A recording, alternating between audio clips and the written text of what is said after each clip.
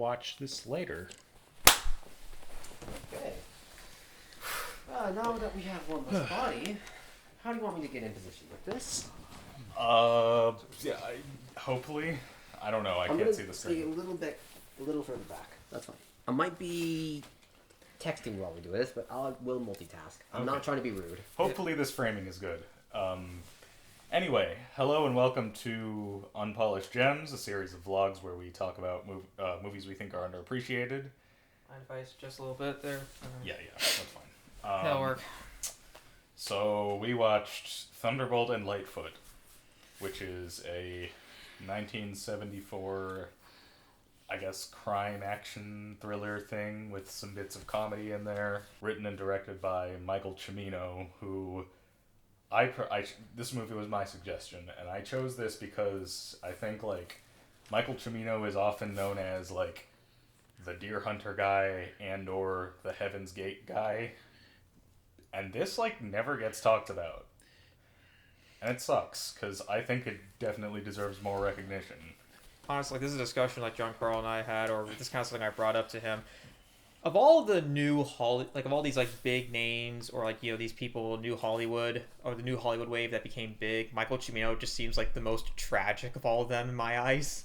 Because of course this is actually his feature debut.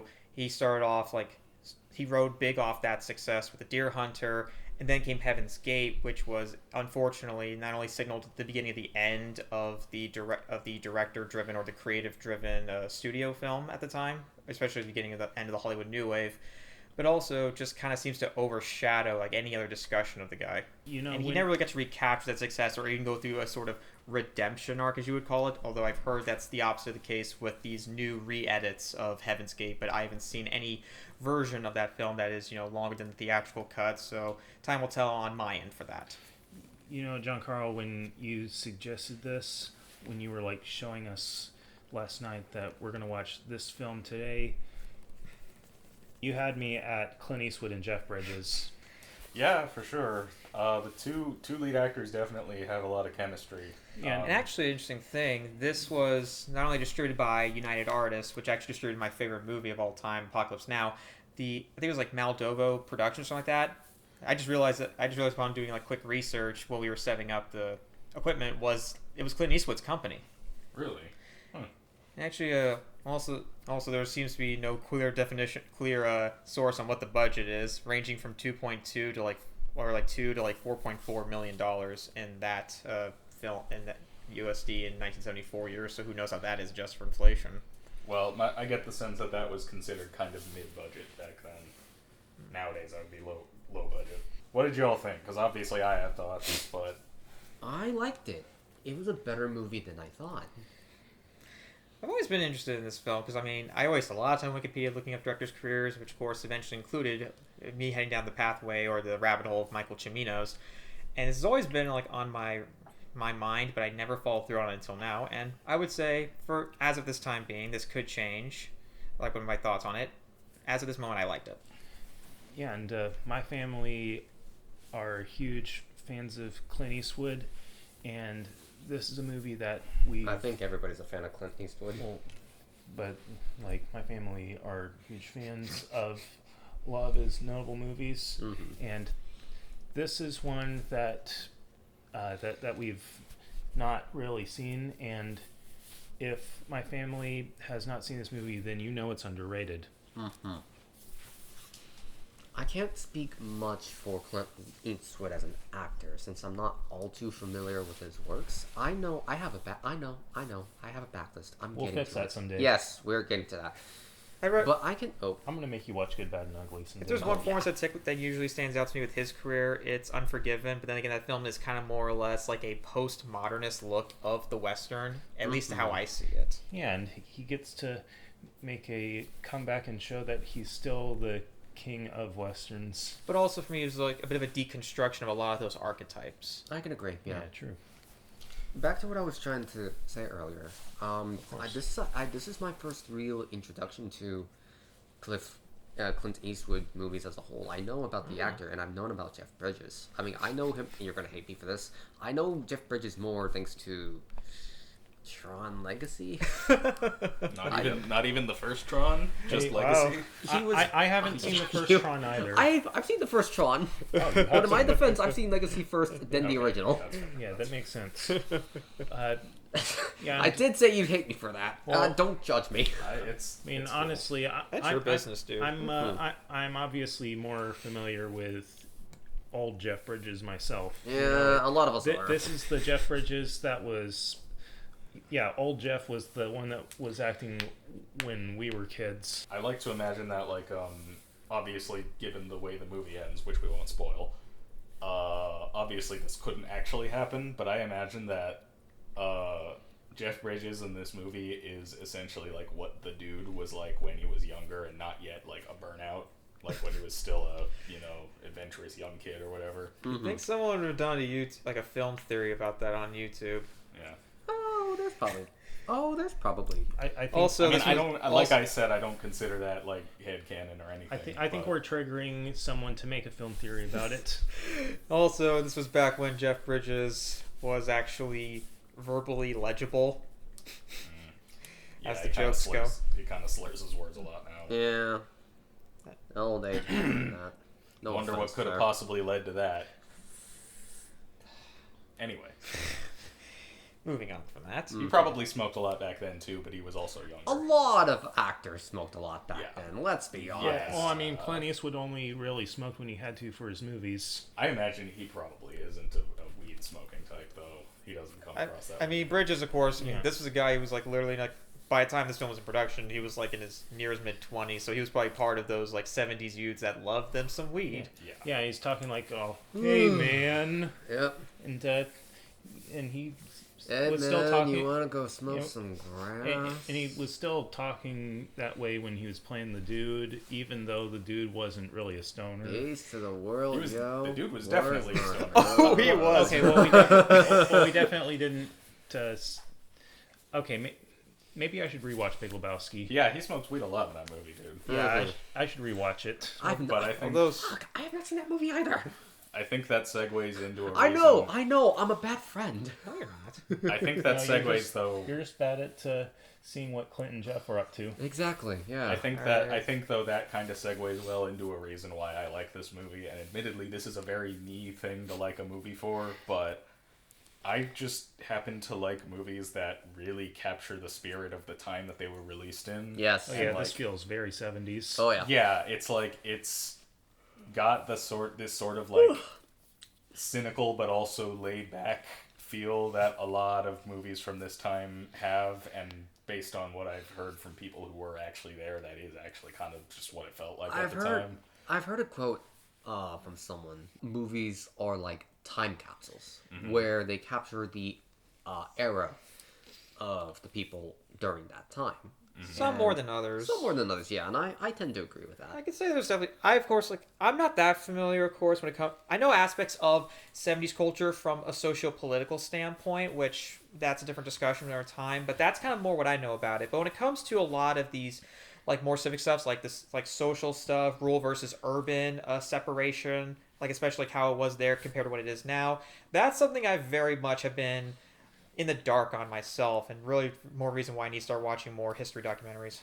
Well, I do think though a lot like that stuff is affected by the socio-political stuff as well. Like, Yeah, but seriously, the only close thing we ever get to that's ever like spelled out to us, otherwise it's kind of like in the background or just kind of more so speaks for itself visually. There's like one instance where like a guy's getting gas and he's just going on venting about the degradation of the American political system or the American institutions. Yeah, well, I mean, but I think though that like even if the movies aren't explicitly political, like even if nobody brings up politics, they do kind of still like reflect the mood. Well, absolutely. It's just that this is one thing I've noticed that especially stands out compared to a lot of these more topical films I see today. This one is like very much more kind of like very heavily subtle or kind of more observational rather than confrontational. Yeah, well, that's kind of my point though, is that it like in order to be the type of movie I'm describing, this sort of time capsule movie, it doesn't need to be confrontational. If I may say something, every movie,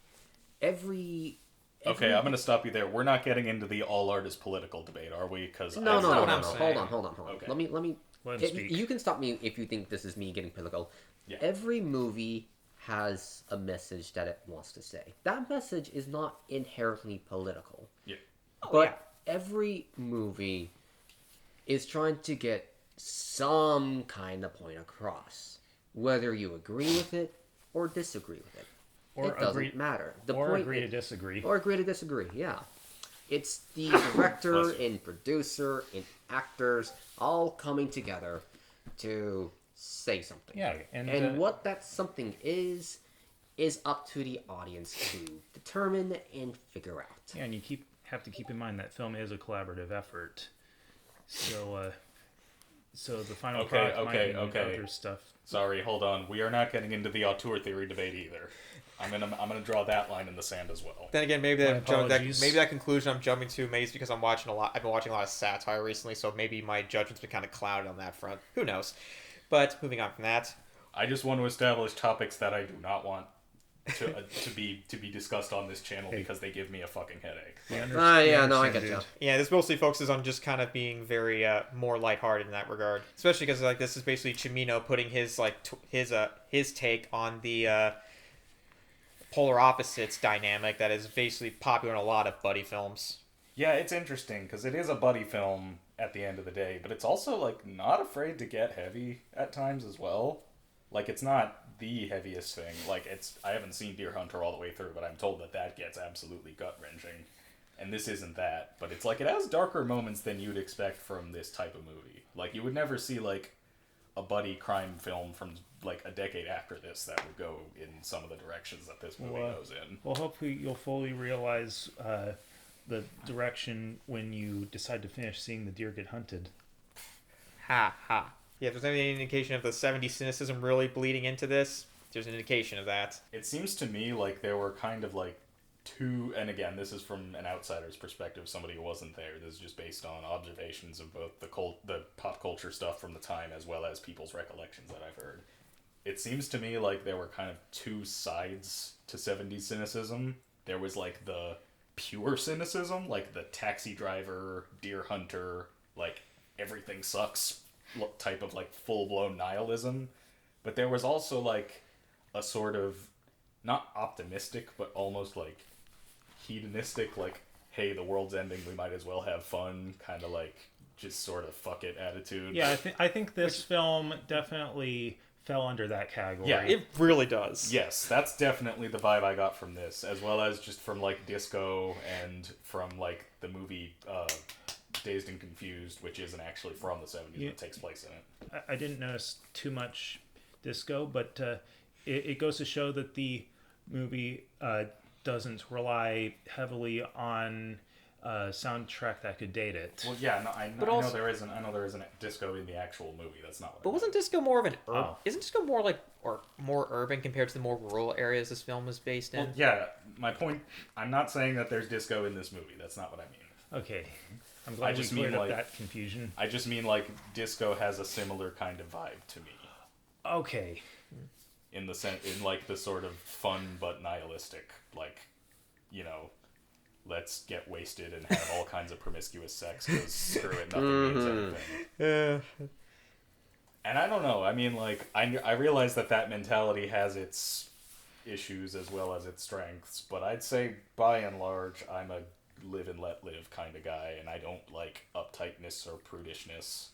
So I'd say that I do sympathize with that mentality a little bit, even if I'm not a nihilist. But It is pretty impressive how Clint Eastwood and Jeff Bridges really do pair well together. yeah, Like I said, I know this is based on that polar opposites dynamic, but that's not. But of course, just because it's tried and true does not make it a winning formula. And on the surface, it just really sticks out like a sore thumb. Bridges, of course, being like very like reckless and laid back, and of course, again, like Eastwood more or less kind of channeling a bit of that gruff persona that he became known for when he was in the Dollars trilogy. Yeah, he was fully established and typecast as that type of character at this point in his career.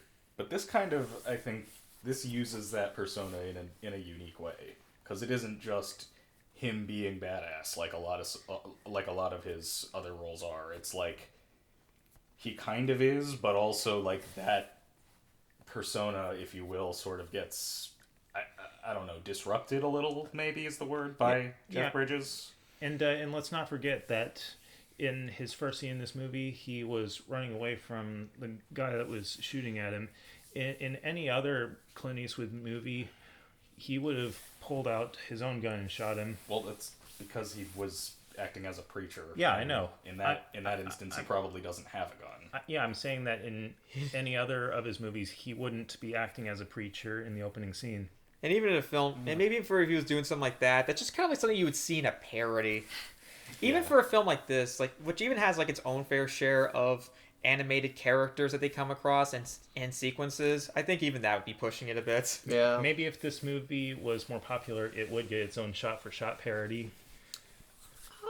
Well, it's hard. Parodying I mean, I do classify this as a comedy, but parodying something that's very, or even something that's very a bit lighthearted is very difficult to do, if not kind of like a double negative situation. Yeah, now that you mention it, this movie, if I notice something, is compared to the last ones I saw, is very well written and spoken. Each word has a point and a purpose. I mean, if you're talking about the last movie we watched for this channel that you were here for, then definitely. That Hard Kill was just kind of a straight up piece of shit. So I don't think it's really a fair comparison. I wasn't there because I was busy getting a new cat. But or no, Maz, you weren't there for. I was not there. Hard Kill wasn't your last movie. I mistook that in my mind. No. Your last movie was Aimbo. Which also is a piece of shit. Yeah. So it's also not really. We need to do more Unpolished Gems. This was great. I love this. My last movie with you guys was Rainbow 2. Let's talk characters. Thunderbolt and Lightfoot. What an interesting name. Yeah, it's a cool. It makes for a cool title, but also like the characters themselves are, I think, like you were saying, Shane. I think they have a great dynamic. They have a wonderful dynamic. Everyone plays off each other really well, and I would say that the best part of the movie was when, after Red and Goody meet up with Thunderbolt and Littlefoot.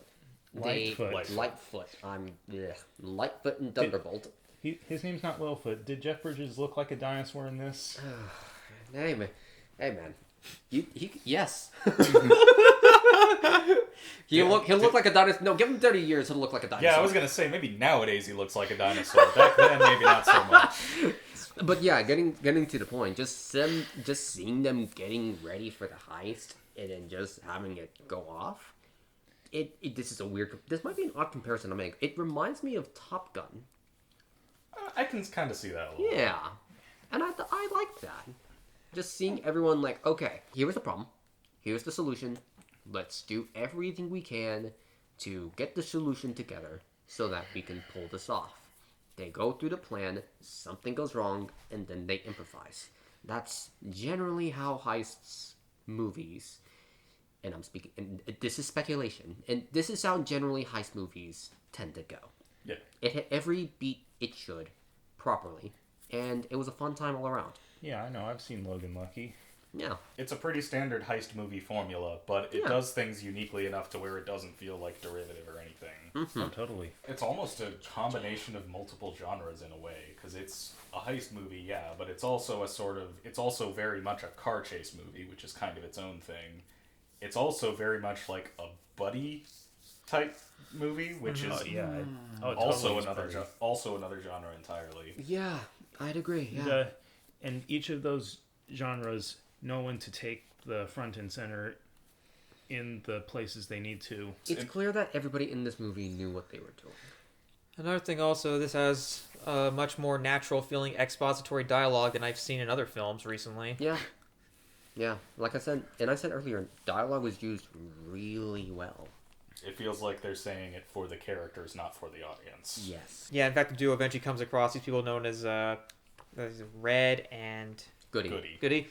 I just feel like Red's like constant insults of Goody. Part of me wonders if that was an influence for a constant like shut the fuck up Donnie in Big Lebowski. Yo, I never thought of that. For some reason, that makes sense. For some reason, it just came across me. It also was like one moment where like Lightfoot is just constantly toying around with Red. I swear he's almost like making like Three Stooges like curly sounds. At one point, they're outside the bank. There's also a really good payoff. I'm not going to spoil what it. Oh, what I the know what you're details of talking it. about. That was a fantastic payoff. But there's a part near the beginning of the movie where, I'm not going to say the context, but at one point when Jeff Bridges says red-headed women are bad luck, I remember. and then that comes back, later in the movie. And, It's not just that. It's the redheaded woman and the dogs. and it's well. Well, yeah, no, I know, but I'm talking about something Hold on. specific. Mm-hmm. That was a really well done setup and payoff. However, I also thought to myself, it's Jeff Bridges saying red-headed women are bad luck, and I could not help but think of Julianne Moore as Maud Lebowski in The Big Lebowski. You guys really want to watch that movie? Were the Coen brothers fans of this movie? It's and entirely- Big Lebowski. I It's believe entirely it. possible, yeah. Honestly, Hey, and in hey, fact, Joel, Ethan, if you're watching this video for some reason, could you comment and let us know if Thunderbolt and Lightfoot was an influence on Big Lebowski, please? Yeah, sure. And- I'll be sure to do that. And Julianne Moore, in the off chance that you're watching this, call me. actually, and believe it or not, She's like probably too old for you now. that red-haired payoff situation, that's one of numerous instances of like details, like visually or verbally, that gets a payoff later on. And it's not like an instance of like what Butch Hartman does, or like in the case of Are you referring to then the opposite happens? yes, but also a better example is actually Roger Black and Wacko Gwyn, the guys who did Brickleberry, Paradise PD, Farzar. They set one thing up, and then there's the payoff, like right in the next scene. This one actually instead just spaces it out, but if you're paying enough attention, it actually feels, thankfully, not too like a contrivance or out of line. By the way, Darren, as to your comment earlier, there is no such thing as too old for me. Oh, I agree with that 100%. He's an adult, you so- are Okay, never. well, let's be. nev- You never are mind never then, too old to then, enjoy what you love. Yeah, what he said. Call him Julian. I feel like there's some context I'm missing here. No, okay. I said Julianne Moore, call me, and then Darren said, by now she's probably too old for you, and I'm like, okay, but she's significantly older than me, but also like we're both. My God. But also the point is we're both consenting adults, so it's not nobody. I stand by what I said. There does one thing that comes to mind when we're going back to all the, like this multi-genre blend. Part of me wonders, especially considering the setting, does this count as a Western or a neo-Western? Yes. Neo-Western. Neo-Western. For sure. Neo-Western. Because it's what was then modern day. I just don't know I just don't know when that term neo like especially started to apply to westerns. Because Okay, I mean, but when I hear about it now, I hear about it because of Taylor Sheridan. The more I think about it, there's not really many, I would say, modern westerns. Well, there is a whole genre. Oh, you're missing out actually, Yeah. because that's a huge thing with Taylor Sheridan on Oh, TV really? now, and also with stuff like Hell or High Water and But- Sicario. Let me finish. There probably are. I'm saying that there's not really many marketed my way. That's if fair. that makes Yeah, sense. probably. But even if this isn't classified as a neo-Western, or even if it wasn't at the time, because that term didn't exist yet, I think it could retroactively be called one. Yeah. All right then. Also, Jeff Bridges was definitely having a lot of fun here. Like he was probably compared to like all the primary characters, he's probably the one who's the most animated, especially because he seems to fit into that generation of 70s youth, and a lot of that energy, that hedonism, really just kind of is reflected on him.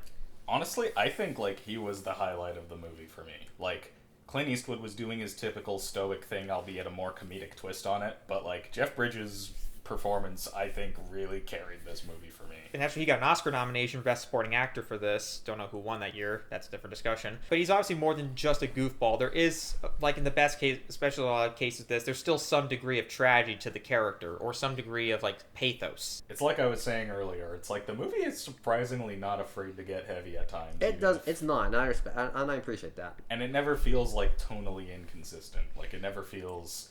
This is gonna be a very, very weird comparison, probably, but in that regard, it reminded me of Delicious in Dungeon a little bit.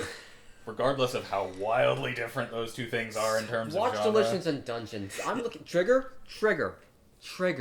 If you were watching this, don't fuck up. Don't fuck up. Please don't. You did such a good job with the first season. I beg of you, deliver that same meaty, juicy, delicious content our way. Hey, But I bring it up. for Best Supporting Actor, Robert De Niro won for Godfather Part 2. That Hey! makes way too much sense. That was a really competitive year. But Moving on. But I bring it up because even Sorry, I'm a big anime guy. I've been watching a lot of Delicious in Dungeon lately, and I absolutely love it. And in terms of style and genre, they are radically different from one another. They're so radically But different. strangely enough, the one regard in which they felt really similar to me is how they balance tone. Yes. Like, Oh, yes. that's a very, like, dark and comedic are, like, that's a very delicate balancing act, and it's very hard to do. Trust me, I've tried. Have you seen the entirety of season 1? Yes. The you don't want to talk about that, yeah. The thing is, the Coen brothers make it look, and yet the Coen brothers make it look like a cinch. Mm-hmm. Yeah. That's always been a hard thing when it comes to movies, is establishing a tone and trying to balance or shift it. Yes. And one You thing that's can't just start with a movie with something really light, only for it to suddenly shift really dark without some sort of like breadcrumbs to click. Exactly. And you can't start your movies really dark with, like, say, a horrendous crime or an atrocity taking place, only for it to turn into like a shopping spree later in the series. No, you don't do that. There's probably an example of that too. Goblin Slayer. Okay. Yeah, Goblin Slayer. Yeah. I'll take your word for it. Yeah, but also it's especially surprising considering there are instances, especially like one where during the duo's road trip they come across like this especially animated guy who's high off carbon monoxide fumes. Yes. Actually, no, That was amazing. Actually, no, I take that back. Not Goblin Slayer. Science fell in love. Fuck that show. Do not watch season 2. Season 1 was fantastic. Fuck season 2. Again, I will take your word for it. I have never heard of it. I have no one else has vented about it, and we're not going to do it here. I just want to say that. You reminded me of that. Sorry. It's okay. I guess I can't speak for everybody, but I get the sense that we kind of all needed this movie a little bit. We got some interesting We're not going to get circumstances. personal into it. Yeah, we're not going to go into detail. We have our lives. That's all I'm going to Yeah, say. we had fun. Yeah. And it's like, I think that this kind of, at least for me, scratched the same itch that Delicious in Dungeon did. Like, it's similarly the kind of thing that I needed in my life right now, just because it's like, it has enough lightheartedness to make me feel better, but it has enough darkness to not feel like fluff or, insubstantial. I think that's definitely what I need right now in my life. Yeah. My question is if someone could classify this as a tragic comedy. Yeah, I think so, yeah. I think, well, I don't know the criteria that well because I'm not a big Shakespeare guy. it's also a... Et tu, Brutus? tragic comedy is also a little... No, that's not Shakespeare. Is a little bit... Yeah, it is. Et tu, Brutus. Is it? That's from Julius Caesar. Oh, yeah. When they were styling him in the play. It's But, been a while since I've seen any... It's been a while since I've read anything Shakespeare. Sorry, we're getting off You're topic. I think that tragic comedy is a little bit of a loosely defined term a lot of the time. and Agreed. it can apply to different things. But it also... Yeah, this does have a surprisingly bittersweet ending, more so than you expect from this kind of movie. But it also, again, doesn't feel like, oh, well, that came out of left field. And also in my eye, yeah, like of course again dialogue, like foreshadowing dialogue, but also again it also showcases why indeed Jeff Bridges got the supporting actor nomination. Jeff Bridges did so well. If in you know, this you know. movie. Yeah. See, everyone did such a phenomenal job. And even though he didn't win, the fact that he got nominated speaks volumes. I mean, if to be fair, the thing that did win was freaking Robert De Niro in The Godfather Part 2. Like, literally, how are you going to beat that? But also, hey, I'll tell you how you beat that. You become an underrated movie is what you become. Well, But also, this was especially quite the leap, considering that this was 3 years after his high-profile breakthrough in the Last Picture Show from Peter Bogdanovich. Yeah, dude's got range for sure. Oh yes. Yeah. he's got range, man. Yeah. Also, one thing to take note of: the DOP and Cimino definitely love their very lengthy establishing shots. And they like- look gorgeous. Oh yeah, Oh, yes, the 100%. landscapes and the locations in this movie are absolutely like it takes place in like the Northwest, so like Montana and Colorado and that area. More filmmakers need to take advantage of their shooting locations in that way. Yeah, yeah. There's a lot of like mountains and lakes and It's Also- Sorry, go ahead. Also, there's a decent amount of instances where he actually does a decent amount of job of keeping like the center object center frame, which in a way kind of reminds me a lot of what Spielberg does. Especially because I recently just saw the 50th anniversary screening of Jaws. There's like one specific moment. That's such a good movie. Yeah, especially like one moment like where Roy Scheider and Richard Dreyfuss are arguing with the mayor. It's a long tracking shot, but Spielberg usually keeps them center focus, and this is something that he would apply to his other films. And just a lot of that Spielberg energy for me just kind of felt like reflected on here. But even though, admittedly, there is kind of thing, as good as some of them look, admittedly some of them do kind of, in my eyes, kind of go on for a little too long and almost kill some semblance of pacing or tension. Like, this isn't a fast-paced film, but I feel like in some cases it almost reduces it to a comparative crawl in some instances. I have thoughts on that too. So I think I'm gonna like soft disagree with you there, because I think what this movie does is that it, similarly with the tone, it manages to feel equal parts occasionally fast-paced and laid back at times as well. Yeah, it's very relaxed in the beginning. And it never, well, not just in the beginning. Not in the beginning, It's yeah. like it switches back between like pulse-pounding car chases and, feeling really chill. And it never feels like it never feels like it never gives you like tonal whiplash or anything. No. Like it feels. It does a very good job of balancing tone. And that's a very difficult thing to do. I think with me, it might be with my case, it's maybe just kind of more of a case of like a personal thing, or maybe some sense of patience. Like for me, I feel like the mood or the atmosphere has been established. I think it's now time to cut. There's also I think this is just kind of a thing because maybe it's because it was low budget, and also because this was still early. This was still like within days of like low budget analog filmmaking. There are instances where I noticed like room tone would change from cut to cut a few times, especially outdoors. I know there's only so much you can control, but it is for me a little but for someone who really obsesses over details like that, it was occasionally distracting. I noticed that occasionally too, and I also noticed that there were a couple shots that were out of focus, including a couple that lasted a pretty long time. Yeah, especially one in a department store, and it sets up, and it's one of the many examples of dialogue foreshadowing dialogue. And there are instances where the actors are very very expressive, like showcasing a lot of facial expressions, but for some reason it's just out of focus, except in the foreground where there's like clothes. To be fair though, that is an issue I can definitely forgive, because as somebody who has used a film camera before, they are very hard to keep in focus. So like the occasional out of focus shot in that instance, I think is a little bit more forgivable. Although it did go on, although that shot was decently long. Yeah, it's pretty. That's true. It was a surprisingly long shot, and was kind of distracting. Not to change the tone of the convo, but it's clear we have a lot. It's clear we have a lot to say about this movie. Oh, totally. It got us talking. Yeah. Honestly, I could keep going for like another half hour. That's why I picked it. Yeah, exactly. Yeah, you got us And there. we got a lot of good laughs out of this. Was that doorbell just ring? Yeah, I think I I heard heard the it. doorbell. Yeah. Intermission time. who is Is that like a family friend or something? I don't know. Intermission time. You guys can keep talking. I guess I'll check who that is. It better not be my car again. I'm saying that now. Yeah. The movie. I get.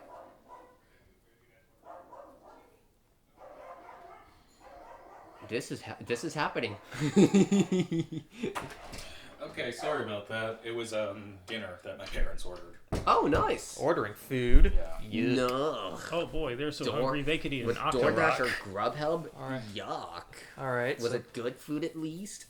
Depends on who you ask. Anywho, I guess that kind of just. I guess. See. Should we just start wrapping up? If you guys want to, I think that's will say- good. I will say it does have some pretty good production values for its budget. I agree. Honestly, this film makes me wish that Clint Eastwood and Jeff Bridges did more collaborations. 'cause Agreed. They worked well together. I mean, both of them are still alive. It'd be cool to Let's see not them. pull an achievement hunter curse now, shall we? It would be cool to see them reunite in their old age and do something. Yeah, that'd be Yes, I nice. mean- I'll just take a reunion interview at this point. Yeah, because Yeah. I mean, Yeah. Clint Eastwood's in his 90s. is Michael And, Cimino uh, still alive? Sadly, that man passed away No. 9 years ago. Yeah, sucks. And again, it's just unfortunate, and it just really is unfortunate what happened to the trajectory of his career after Heaven's Gate. Especially because, sure, this definitely has its fair share of hiccups, but it showed a lot of promise, and, The Deer Hunter really took the world by storm. And then the Heaven's Gate, unfortunately, was just like this huge lead weight that not only derailed his career, but the new Hollywood movement as a whole, which, had its fair share of problems, but was also, in my opinion, the most important and probably my favorite decade of American film. So much taking a lot of cues, or taking a lot of the spirit of the French New Wave, a lot of what the creator-driven innovations that came out of the Soviet Union and the French New Wave. And we got to see the American spin on it. Yeah, I think that's another thing, is I just love the 70s in film for basically all the reasons you just named. Yeah, I mean, the 70s were when Steven Spielberg got his start. And many others. But we got to see totally. but also we got to see some surprisingly big, huge gambles made by studios, big and small, for these up and coming creators. And I could say in some degree that sort of spilled over into today, but it just doesn't feel quite the same. Yeah. I mean, they made big gambles here. I mean, Spielberg risked his career on Jaws. George Lucas risked his career on Star Wars. Yes, it paid off. That almost didn't pay off. That was but those paid off, but that was not a guarantee. And every movie. And while it would have been unfortunate if those things failed because of what they brought to the table in terms of technology and filmmaking, at the same time, it's something that's so invigorating and exciting. The closest thing I think in our lifetime was probably the TV in the 2010s. Yeah. Which probably that discussion could be its own video. Yeah, totally. That's something that's something I'm always still fascinated by to this day. And honestly, a good amount that it also offers to a lot of the premium cable programming from the 2000s. A lot it's spilling over to the 2010s, bigger budgets, more cinematic-like production values. Almost like you're basically watching a 22-minute movie. Yeah. I think it's... I hate to cut it short. I would love to go longer, but maybe it's time we start wrapping up? We can wrap up if y'all want. I think I've said plenty. I think I've said plenty. Yeah, I think well. I've said my piece. Shane, do you have anyone you want to add? We don't want to stop you. You're good. All right. It was a nice needed offer and much needed weight off my chest after doing with some personal crap for the past few weeks. All of us can attest to that. Totally. Hey, what better way to introduce myself to Michael Cimino for the first time than with this? Yeah. How fitting. So this is my first time on Unpolished Gems. So do we do kind of like what we did with Aimbo, where we give some sort of rating for the movie and the film, for the movie, or watch with the film? So how do you go about this? This show is a lot more loose in terms of format, so we don't usually give ratings, or if we do, it's very informal. It's not like I don't put the little scores at the bottom like I do in the other shows. Should we give just our personal ratings just for fun, or if you want? If I was to give the movie a rating, the IMDb... What was the IMDb rating? 7 out of 10? It was 7 out of 10, right? Somewhere around I'm there. not sure. I would give this movie an 8.5 out of 10. It was Okay. good. That's It was pretty respectable. And, I think I'm being fair. Yeah, and I'd give it It an kept 8. my attention from... For the time being, I'll give it an 8 as well. It kept my pretending from beginning to end with plenty of high and quiet moments. And in the quiet moments was when... it was just a good opportunity to just go to the bathroom, and that's when the ads were playing. Yeah, we watched this on Tubi. Yep. So not everything on Tubi is trash. Warning, there is some bizarre aspect ratio changes. There's widescreen for the opening and closing shots of the film, but then it changes to something like 16 by 9. It changes from anamorphic widescreen and to be fair, I think it's Tubi that's doing that because they do that sometimes. I'm not really sure why. I think originally the whole movie was in. We can check later on YouTube or some other source to confirm that. I'm pretty sure IMDb said the whole thing was in 2.39. Okay. But we can check later. Like I said, technical not shit. It's not a huge deal breaker. Yeah. If At least not for us. If it was constantly changing, that could be a problem. But it didn't do that. You're fine. I don't think I gave my rating yet. I agree with Mullins. I'm going to go 8.5. It's fair. But if none of you guys have anything else to say, Let's plug our socials if y'all want to do that. If you guys want to. John Carl, you're the owner. You plug yours first. I mean, you're watching it. But you can definitely subscribe. No, follow him on Facebook. That's what y'all should do. I don't use Facebook Well, ever. fuck Then you, follow him Facebook anyway. anymore. I have a Snarky McCarthy link tree if that helps narrow it down. Ah, good. I'll put links to y'all in the description. You know what? Nah, I'm not doing my socials. Nah, fair enough. I'm done with personal So- shit. We're not getting into it. Yeah. I also just kind of don't really use social media other than YouTube. But anyway. We do this for fun. We're not aiming. I am speaking for myself. I'm not aiming to be big. I just want to watch movies I find fun with friends. Okay, it's good for you. I like doing this for fun, but I would Oh, also what? I would also it would be really, really cool if I could actually monetize these videos. That'd be really great. YouTube pay us. What? YouTube pay us. It would I don't expect to get there right away, but it would be cool. But anyway, Yeah. thank you all for watching. Check out this movie if it looks like the kind of thing you're into. Please check it out. And we will see you all later. Keep on unpolishing those gems. Stop, we're not doing that. Hi. Goodbye. Have a good time zone. What does that mean? What do you mean? What does that mean? I heard